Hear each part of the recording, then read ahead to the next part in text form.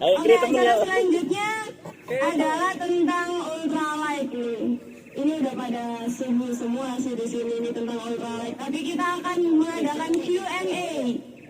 Jadi yang punya pertanyaan seputar ultralight akan dijawab oleh Mas Chris Ojan. Tepuk tangan dulu dong. Tangan Mas Chris Ojan. Iya Kang, jadi pada nungguin di air. Di bawah aja ngantel, di bawah aja. Ngopi-ngopi mah.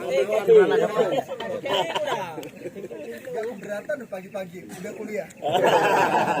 Morning class. Oh iya aku tadi.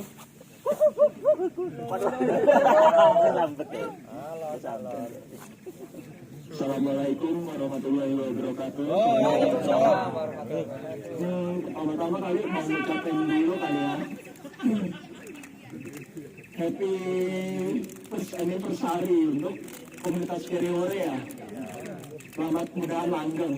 Sampai 5, 10, 20 ya. Apa ya pagi-pagi? Terlalu berat kali ya.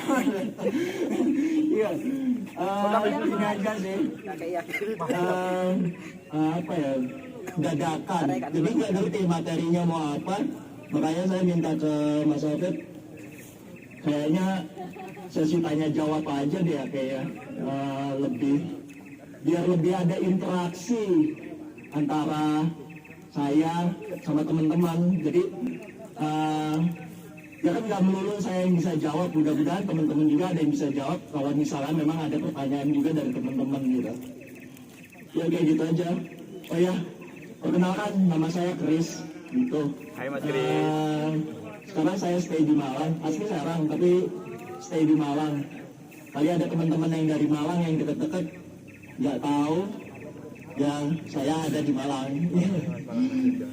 Ya monggo silakan kalau ada yang mau nanya sesuatu tentang ultralight, mudahan saya bisa jawab. Dan kalau tuh misalnya salah ya mohon maaf kalau kekurangannya gitu. Ya monggo silakan, kali ada yang mau bertanya. Apa aja bebas silahkan. Masalah kehidupan, Pak. Ya monggo. Kan mulai ultralight dan ininya apa? Kenapa kau pingin ultralight? Untuk saya ya berarti ya pribadi ya. Kalau saya pribadi kenal ultralight itu kurang lebih 2012 mungkin ya. 2011 2012-an. Tapi ya proses panjang sih. Di situ saya cuma kenal namanya aja ultralight. Karena memang keterbatasan informasi kan di kita kan di Indonesia. Kenal ultralight itu dari foundernya Merapi Mountain, Bang Hendri Agustin. Awal dengar kata ultralight itu, ultralight hiking ya kalau nggak tahu kalau dulu itu ada batasan berat ultralight itu 4,5 kilo, nggak tahu. Cuma tahunya ini pendakian enteng ya, untuk pendakian durasi panjang dengan barang bawaan yang enteng, ringan. Yang jadi masalah pada masa itu keterbatasan alat gear itu susah banget dari barang-barang yang baunya ultralight. Ya taunya enteng aja, jadi mainnya main akal-akalan, misal gitu. SD dulu kan pada zaman itu kan dakron. Nah kalau mau nyari yang lebih enteng lagi berarti cari yang lebih tipis, otomatis lebih tipis. Karena apa, bulu angsa susah. Bulu angsa di Indonesia itu masih agak susah.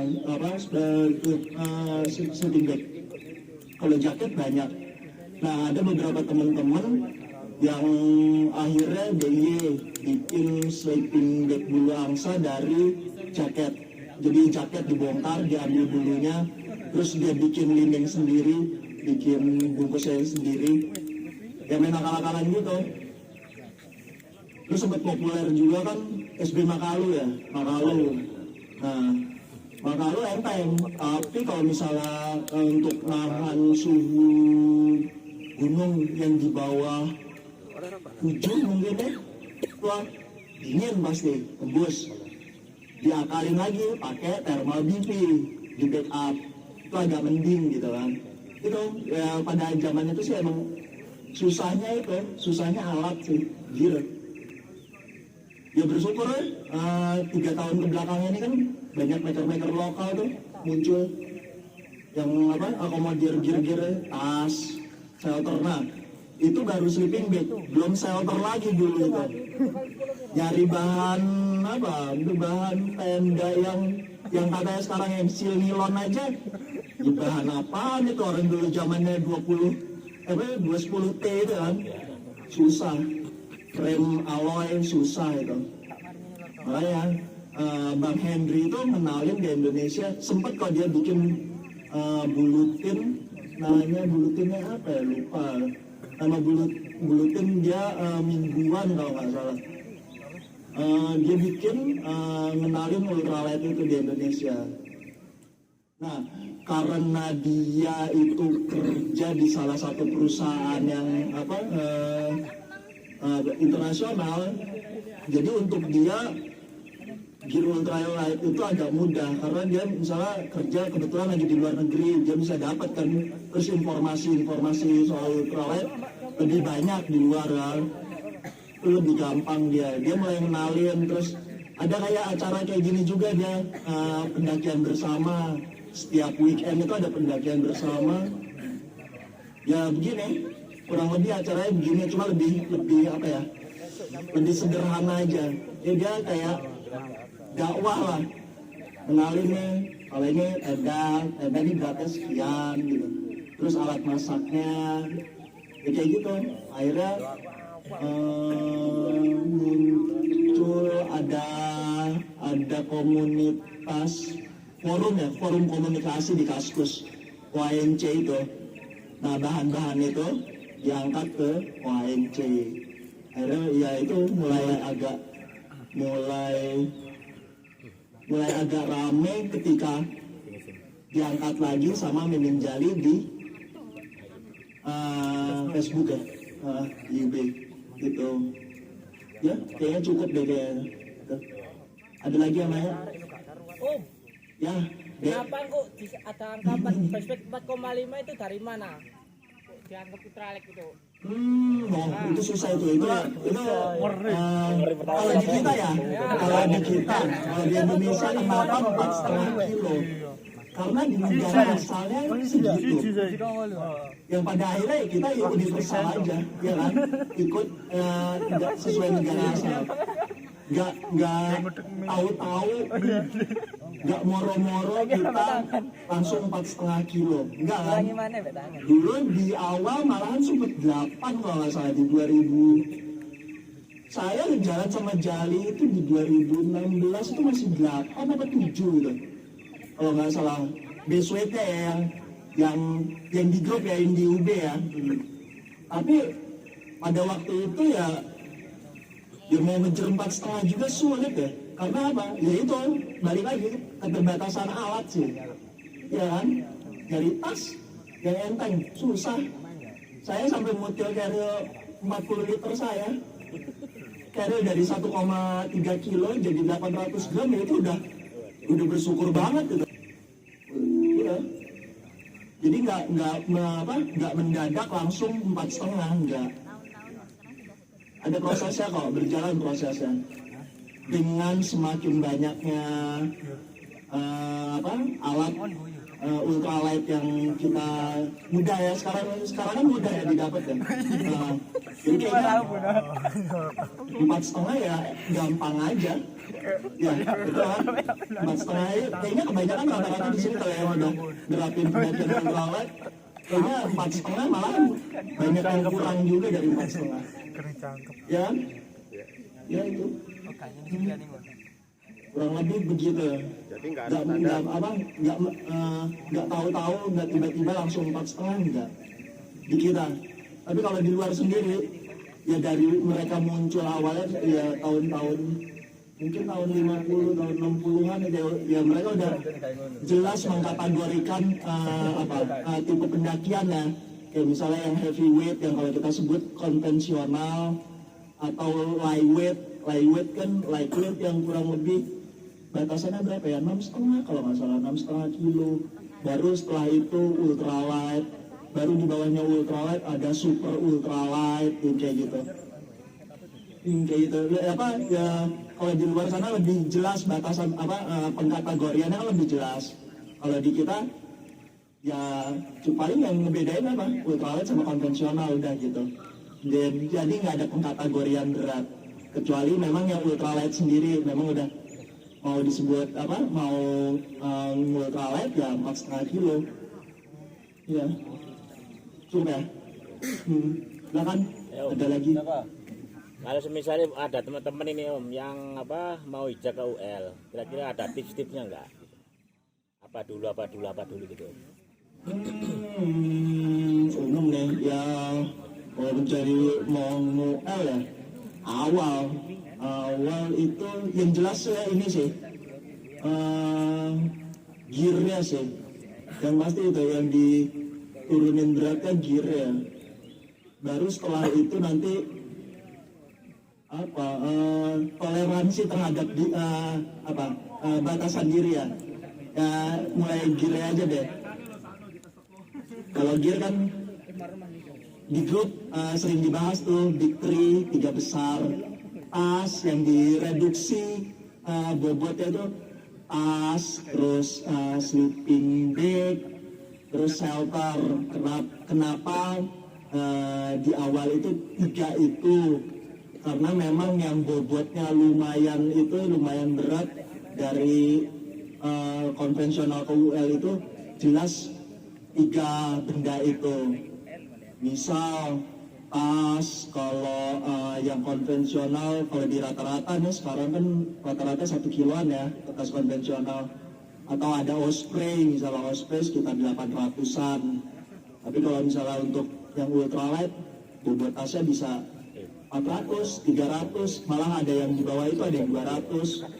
Terus sleeping bag untuk konvensional kayaknya sih kalau untuk sekarang sih eranya memang pendaki konvensional juga udah pakai namanya bula angsa ya. Mereka sekarang lebih melek namanya, bukan karena ultralightnya tapi karena fungsi satu barang. Kayak misalnya sleeping bag bula angsa kan jauh lebih hangat dari yang Dacron, tapi dengan bobot yang lebih ringan gitu kan.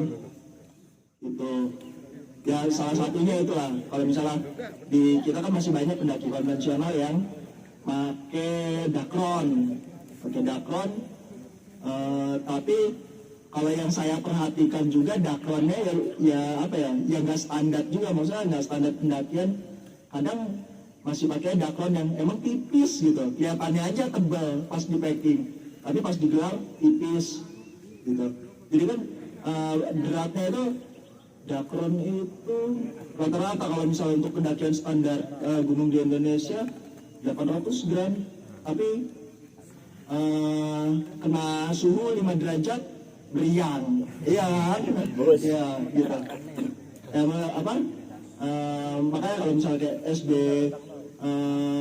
Bulang itu berat 400 gram, tapi 5 derajat masih antang-antang aja, masih lumayan anget lah gitu, masih lumayan anget.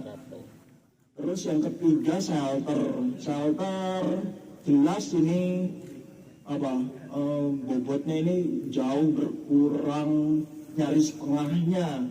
Kalau misalnya memang dari tenda yang konven, ya kita ngomonginnya tenda konven ya, tenda UL beda lagi.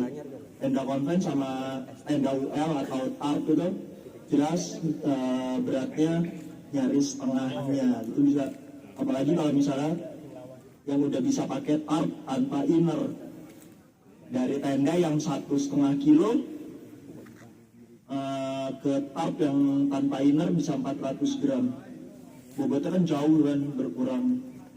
Itu sih kebanyakan umumnya yang saya saranin itu, dan di grup disaranin juga, kayaknya 3 besar itu dulu, 3 benda itu. Shelter, tas, terus sleeping bag.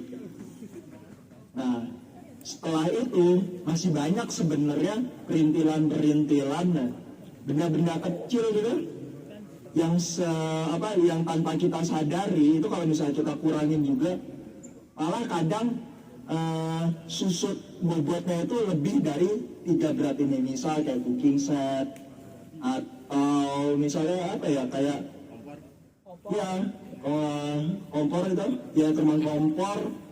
Terus misal kayak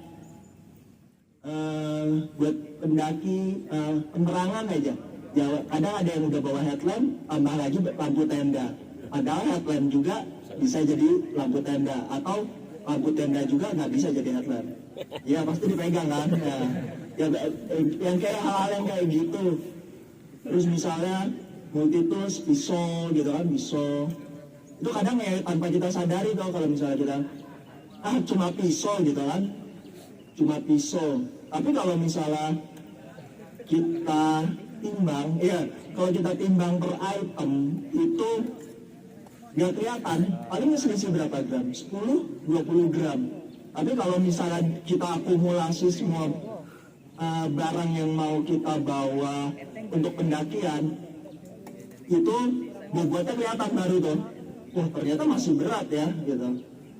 Ya, kayak gitu yang tanpa kita sadari. Tapi kalau misalnya memang untuk pemula tetap yang disarankan 3 besar itu, baru nanti arahnya ke perintilan yang lain kayak cooking sistemnya, terus entah itu apa ya benda-benda bukan benda manja sih sebenarnya ya, kayak misal kayak bantal gitu kan yang kita bisa ganti sebenarnya pakai bantal itu diganti pakai baju ganti yang kayak gitu, misalnya kayak gitu. Tapi ada beberapa teman-teman juga yang nanggap misalnya boleh deh yang lain dikurangin gitu, atau misalnya pisau diganti cutter misalnya gitu, tapi saya nggak bisa ninggalin bantal, ada yang gitu ya kan. Jadi yang fleksibel aja sih sebenarnya gitu. Setelah itu baru nanti misalnya dari gear, baru nanti kan kadang alat yang kita bawa butuh penyesuaian diri. Butuh penyesuaian diri itu dalam artian gini, yang biasanya kita pakai misal masak pakai cooking set komplit ya, ada panci, ada muk, ada misalnya gelas, piring, itu wajib. Nah itu yang butuh penyesuaian. Kalau misalnya kayak ultralight yang tadi saya bilang kayak misalnya ya toleransi untuk diri itu. Kalau misalnya mau lebih ringan lagi berarti kan ini dikurangin. Yang akhirnya gitu membiasakan diri untuk gitu alat masak, alat makan ya udah jadi satu alat gitu. Sulit, memang sulit. Tapi bukan berarti nggak mungkin kan, bisa. Tinggal butuh penyesuaian aja sih. Ya, cukup ya, kayak. Cukup.